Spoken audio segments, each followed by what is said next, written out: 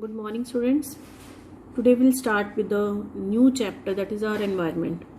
So what is environment? What do you mean it?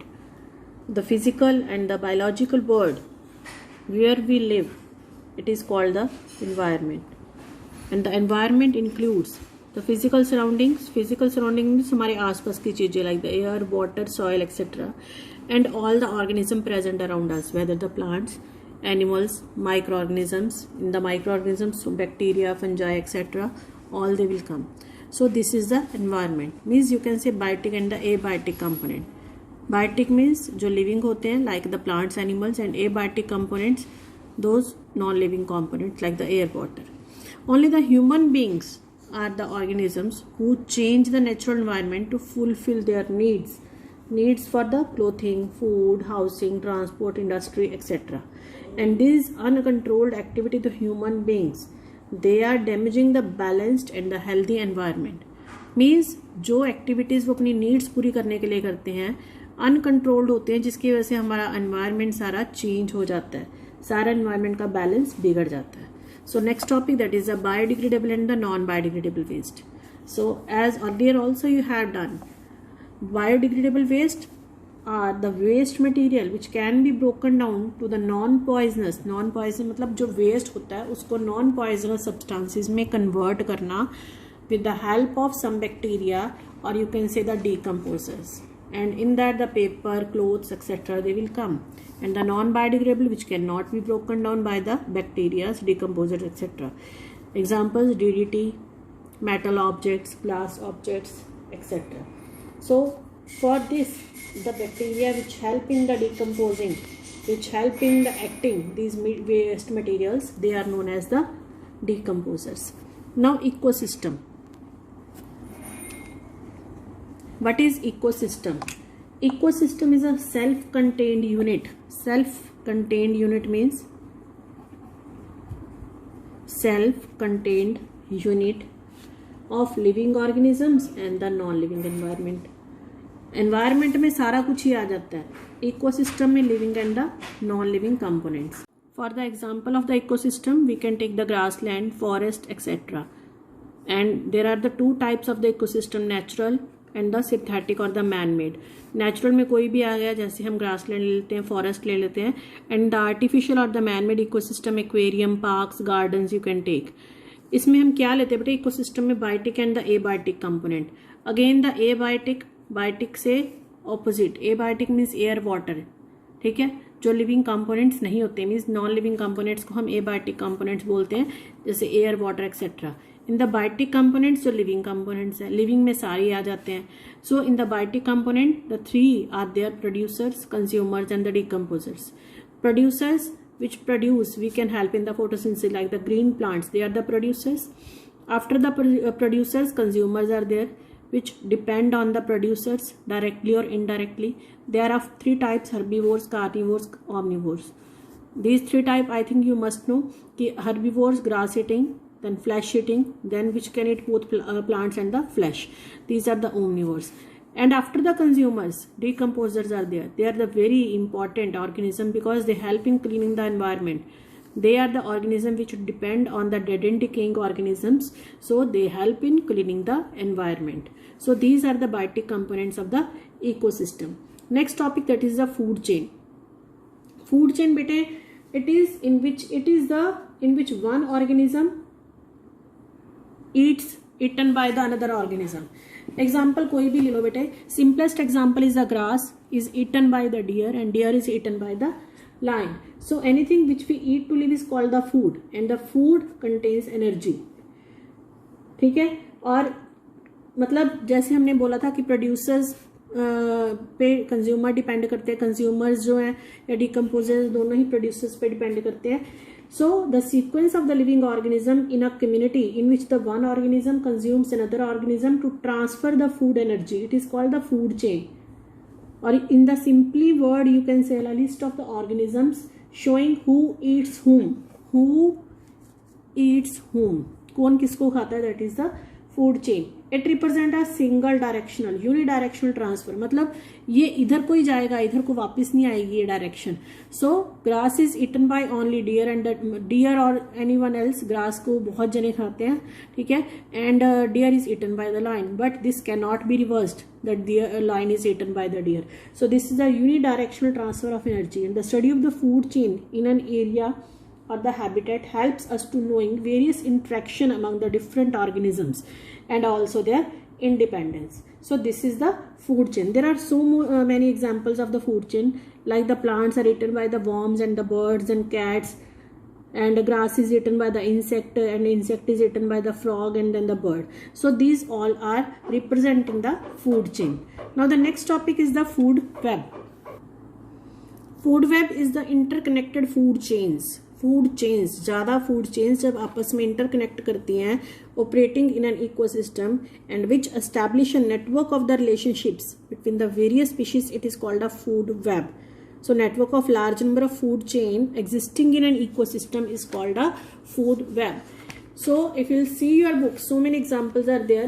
मतलब सबके लिए कॉमन जो चीज बेसिक है वो प्लांट्स ही है. So प्लांट्स को ग्रास होपर भी खा सकता है, ठीक है. प्लांट्स को सीड ईटिंग कोई बर्ड भी खा सकता है, फिर रैट भी खा सकता है, देन रैबिट भी खा सकता है, ठीक है. And rabbit is eaten by the hawk, then mice is also eaten by the hawk, then grasshopper is also eaten by the hawk, bird is also eaten by the hawk, mice can also be eaten by the snake, ठीक है. And the grasshopper can be eaten by the frog, and frog is eaten by the hawk. मतलब इतनी food chains बन गई इसमें, और इस interconnection of food chain को हम क्या कहते हैं, फूड वेब. सो अगर हम इसमें एक एक करके देखते हैं बेटे, इसमें 6 फूड चेन्स बनती हैं. एक तो रैबिट के साथ, रैट के साथ, ग्रास होपर के साथ, बर्ड के साथ, देन माइस जो है, फिर ऊपर देखो अगर तुम माइस को हॉक भी खा सकता है, ठीक है. मतलब इस तरह से अगर हम इसको सेपरेट करके देखते हैं, 6 food chains will be there. So next topic that is the trophic level. I think this is not in your syllabus, but a brief introduction I'll just tell you. So the various steps in the food chain at which the transfer of food or the energy takes place are called the trophic levels. जैसे अगर हम नीचे यहाँ से देखते हैं, so here, then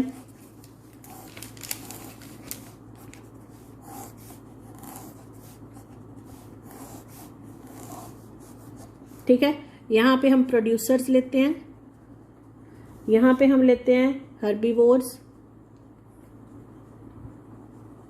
then carnivores, then top carnivores. So ये क्या ट्रॉपिक लेवल की फूड चेन आ गई, ठीक है. मतलब ट्रॉपिक लेवल आ गई फूड चेन की. यहाँ पे क्या है, डिफरेंट डिफरेंट लेवल्स शो किए गए हैं in which the food transfer of the energy takes place. So this is a trophic level, ठीक है बेटे. सो एक क्वेश्चन अराइज होता है कि मान लो किसी भी फूड चेन में से कोई एक लेवल जो है डिसअपियर हो जाए. अगर हम कहते हैं कि सारे जो है डियर्स जो है वो रिमूव कर दिए जाएं तो क्या होगा. देखो बेटे, मान लो हर्बीवोर्स को हमने रिमूव कर दिया यहाँ से, तो अगर प्लांट्स को कोई खाएगा ही नहीं, हर्बीवोर्स ही खाते हैं मेनली, अगर ये खाने वाले नहीं होंगे तो ये भी खत्म हो जाएंगे. अब ये खत्म होंगे तो ये भी खत्म हो जाएंगे. If one level will be disappeared from the earth in the food chain, then all the organisms will die. क्योंकि ये एक चेन है, और अगर चेन में से एक चीज की कड़ी को काट दिया जाए बेटे तो क्या होता है, सारी ही चीजें जो है खत्म हो जाती हैं.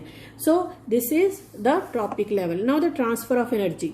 In the transfer of energy बेटे क्या होता है कि एक लेवल से दूसरे लेवल तक जब भी ऑर्गेनिज्म एक दूसरे को खाते हैं, कुछ एनर्जी जो है वो ट्रांसफर होती है, और बाकी एनर्जी जो है एज ए हीट जो है वो एटमॉस्फेयर में चली जाती है, ठीक है. It is only converted from one form to another. It is not created in the ecosystem, and this is known as the 10% law. In the 10% law, only 10% of the energy entering a trophic level, another trophic level, ठीक है, या higher trophic level कह सकते हो, and rest of the energy it is dissipated as a heat in the atmosphere. This is the 10% law.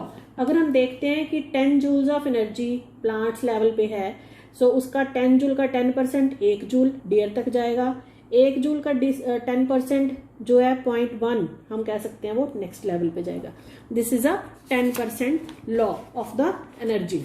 ठीक है बेटे। उसके बाद तुम्हारे पास आ गया managing the garbage and the waste. Waste वो होता है जो हाउस होल्ड वेस्ट होता है, रबिश होता है जो घरों में।